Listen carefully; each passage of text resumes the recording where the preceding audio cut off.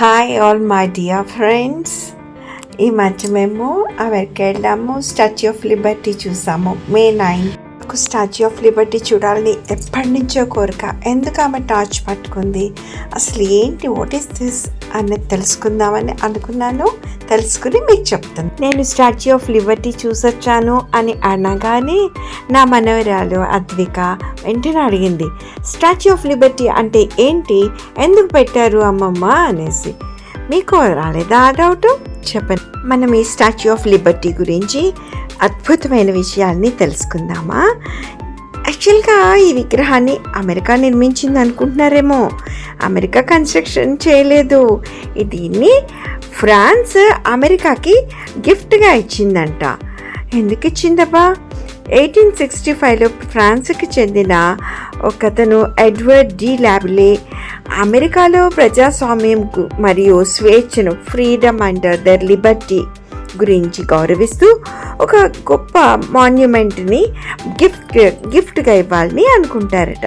ఈ విగ్రహాన్ని పూర్తిగా ఫ్రాన్స్లోనే తయారు చేసి తర్వాత సముద్ర మార్గం ద్వారా అమెరికాకు పంపించారంట. అక్కడ న్యూయార్క్లోని లిబర్టీ ఐలాండ్లో దీన్ని సెట్ చేశారు. ఈ స్టాచ్యూ ఆఫ్ లిబర్టీ హైట్ టోటల్గా, అంటే including that pedestal down and above that the statue together, దాని హైట్ 93 meters ఉంటుందంట. దీన్ని రాగి అంటే కాపర్తో తయారు చేశారు. బట్ మనం ఇప్పుడు కాపర్ అంటే కాపర్ కలర్ తెలుసు కదా ఎలా ఉంటుందో. ఆ బ్రౌన్ కలర్లో లేకుండా మరి స్టాచ్యూ ఆఫ్ లిబర్టీ ఎందుకు గ్రీన్ కలర్లో ఉంటుందబ్బా? ఎందుకంటే ఆక్సిజన్ ఉంటుంది కదా మన ఎయిర్లో, దాంతో కలిసి రియాక్ట్ అయ్యి కాపర్ ఆక్సైడ్ అంటే గ్రీన్ కలర్లోకి మారిపోతుంది. మరి పైన క్రౌన్లో 7 ఉంటాయి స్పైక్స్, 7 ముళ్ళు ఉంటాయి కదా.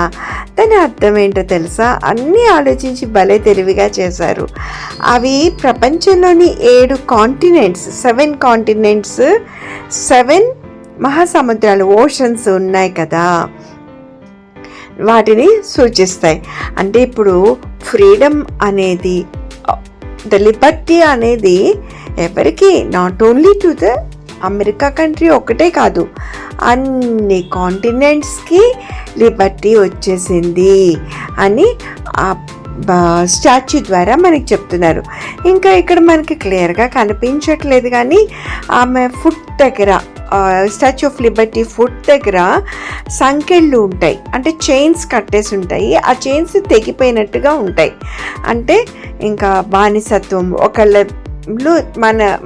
మనల్ని ఒకళ్ళ పనికి ఉపయోగించుకోకుండా ఫ్రీడమ్ వచ్చేసినట్లుగా మనకి దాని సంకేతాలన్నమాట. అలాగే ఆమె ఇది ఫైర్ది పట్టుకుని ఉన్నారు కదా పైన చేతిలో, అక్కడేమో July 4, 1776 అనే డేట్ రాసి ఉంటుంది. ఇది అమెరికా స్వాతంత్ర్య ప్రకటన జరిగిన రోజు. అమెరికాకి ఇండిపెండెన్స్ వచ్చినది ఈ July 4th, but in the year 1776. అందుకే స్టాచ్యూ ఆఫ్ లిబర్టీ కేవలం ఒక విగ్రహం మాత్రమే కాదు, అది మనకొచ్చిన ఫ్రీడమ్కి, డెమోక్రసీకి, ఫ్రాన్స్ అమెరికాకి ఉన్న స్నేహానికి చిరస్మరణీయంగా ఉండే చిహ్నం అన్నమాట. స్టాచ్యూ ఆఫ్ లిబర్టీకి వెళ్ళాలంటే మెయిన్గా 2 చోట్ల నుంచి ఫెర్రీలు నడుస్తాయన్నమాట. ఒకటి న్యూయార్క్ నగరంలోని బ్యాటరీ పార్క్ నుంచి, మరొకటేమో న్యూ జెర్సీలోని లిబర్టీ స్టేట్ పార్క్ నుంచి. ఈ ఫెర్రీలు న్యూయార్క్ హార్బర్ మీదుగా ప్రయాణిస్తూ లిబర్టీ ఐలాండ్కి తీసుకెళ్తాయి. ఈ ట్రావెల్ సుమారుగా 20 minutes ఉంటుంది. ఈ ట్రావెల్లో మనము ఎన్నో అద్భుతమైన దృశ్యాలని లిబర్టీ, స్టాచ్యూ ఆఫ్ లిబర్టీని చూడొచ్చాను. మేము నెవార్క్ నుంచి బయలుదేరి న్యూయార్క్ వెళ్ళేటప్పటికే హెవీ రెయిన్, ఇంకా ఫెర్రీ అంతా వర్షం, 4 degrees టెంపరేచర్ ఉంది. థ్యాంక్ యూ ఫర్ వాచింగ్ అండి. ఇలా వాచ్ చేస్తూనే ఉండండి. నేను ఎన్నో కొత్త విషయాలు చెప్తుంటాను. Thank you so much. Subscribe, like, share with your friends. Thank you so much.